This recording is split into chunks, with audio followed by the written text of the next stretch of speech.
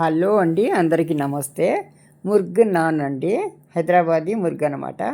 మాంసాన్ని శుభ్రంగా కడిగి ఉప్పుతో 2-3 సార్లు శుభ్రంగా కడిగి స్ట్రెయిన్ చేసి పెట్టుకోవాలండి. నీళ్ళంతా ఓడేంత వరకు స్ట్రెయిన్ చేసి పెట్టుకోవాలన్నమాట. సో నల్లీలు బుక్కలతో సహా ఉండాలన్నమాట. ఇది ఒట్టి మాంసం, మెత్తటి మాంసం కాదు, బుక్కలు కూడా ఉండాలన్నమాట. ఇవంతా నల్లితో సహా వేసుకోవాలి, అప్పుడే రుచిగా ఉంటుంది. ఇది ఈ మర్గ్ అనేది హైదరాబాదీ మర్గ్ అనమాట. దీనికి కావాల్సింది ఉల్లిపాయలు తరుక్కోవాలి. అందులో ఆయిల్ వేసి కుక్కర్ పెట్టి ఆయిల్ వేసాను. ఇందులో గరం మసాలా అనమాట. లవంగము, చెక్క, దాల్చిని, తర్వాత తోక మిరియాలు, జీలకర్ర, సాజీరా అనమాట.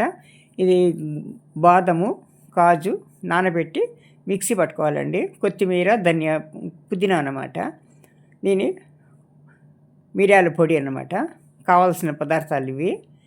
తర్వాత పచ్చిమిర్చి, గసగసాలు నూరి పెట్టుకున్నాను. ఇది మిక్సీ పట్టుకున్నానండి.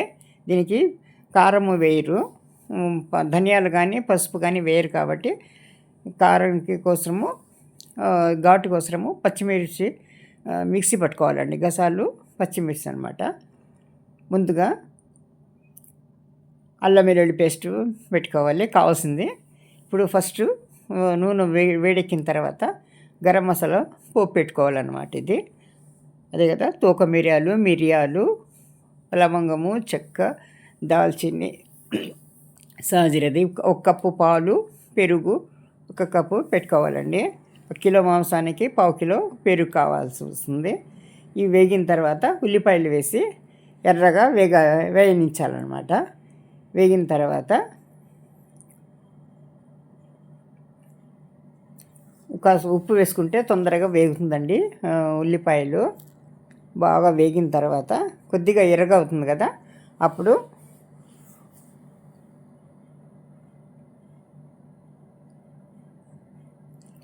అల్లం వెల్లుల్లి పేస్టు వేసుకోవాలి. 2 స్పూన్లు,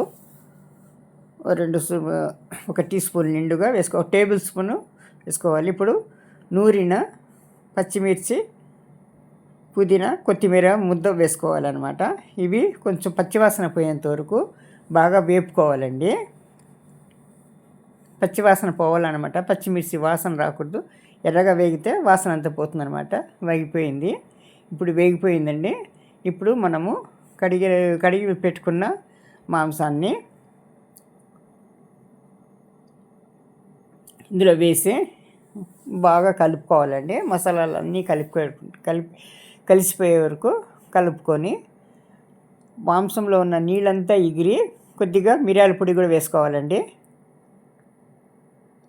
మాంసంలో ఉన్న నీరంతా ఎగిరి నూనె పైకి తేలేంత వరకు బాగా వేయించుకోవాలన్నమాట. వేసుకున్న మసాలాలతో.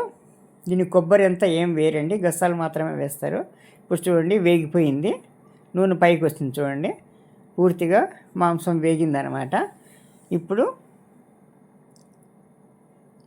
అన్ని మసాలాలు కలిసిపోయి, పచ్చిమిర్చి మసాలా ఉంటుంది కదా, అల్లం వెల్లుల్లి పేస్ట్ అంతా కలిసిపోయింది బాగా. నూనె పైకి తేలింది చూడండి. ఇప్పుడు మనము 1/2 లీటరు పెరుగు, 1 కప్పు పాలు వేసుకొని బాగా కలుపుకోవాలండి. చక్కగా కలుపుకొని పూర్తిగా కలుపుకోవాలండి. ఇది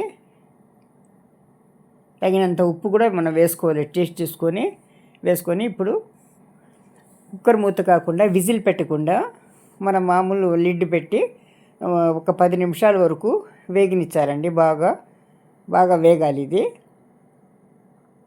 వేగిపోయిందండి. ఇప్పుడు వేగిన తర్వాత ఇప్పుడు మనం నూరు పెట్టుకున్న బాదము, కాజు, గసగసాల మిశ్రమాన్ని మిక్సీ పట్టుకున్నాక అది వేసి వేగించానండి. ఇప్పుడు ఉడికిపోయింది. 6 విజిల్ పెట్టిన తర్వాత ఇలా పలచగా ఉంటుందండి. 6 విజిల్ తర్వాత తీసేస్తే ఇలా వస్తుందన్నమాట. అయిపోయిందనమాట. కొత్తిమీర గార్నిష్ చేసుకోవాలి చివరిలో.